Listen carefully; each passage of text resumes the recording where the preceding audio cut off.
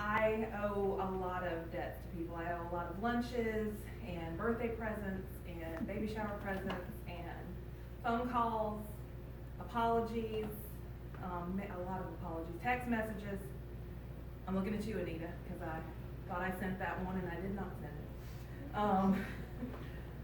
And as we go on, if we don't, address those debts that we owe people, those things that we've promised people or that are expected of us that we don't pay those, we don't acknowledge those, then the interest to that keeps getting bigger. And when that debt goes unacknowledged for a long period of time, then the relationship can suffer. So now not only do you owe that lunch, that apology, that phone call or text message, now you owe a bigger apology and an explanation and humble attitude. You owe a little bit more. Your sentiment needs to be a little bit bigger. And sometimes when it goes on even longer, then that turns into, now you've got a burden of shame that goes on to it too.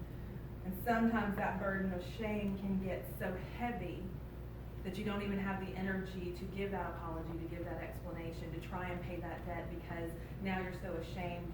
No apology is big enough. No explanation is enough. And sometimes when we are under enough burden of shame, we'll just let the relationship go altogether. Not because we didn't care about it, but because we felt like we would never be able to pay the debt back in that relationship, to give back to that relationship what that relationship has given to us. And that is how our relationships with one another are sometimes.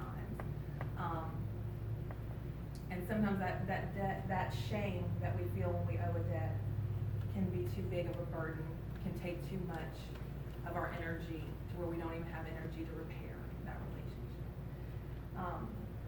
And then how it transposes with when we owe God a debt.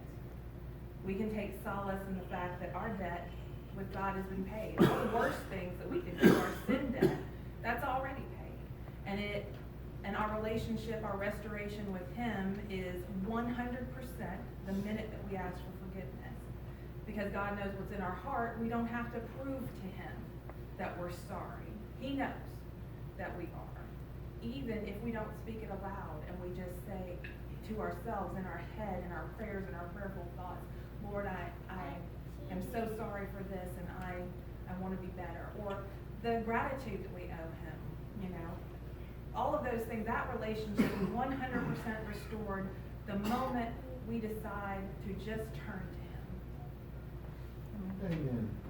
So if you haven't given Him praise lately, or if you have a burden on you of shame, I would just ask that with whatever energy that you have, just give Him the apology, give Him the grace, give Him the gratitude. He knows what's in your heart, and whatever you give Him is absolutely enough to restore that. So, thank you.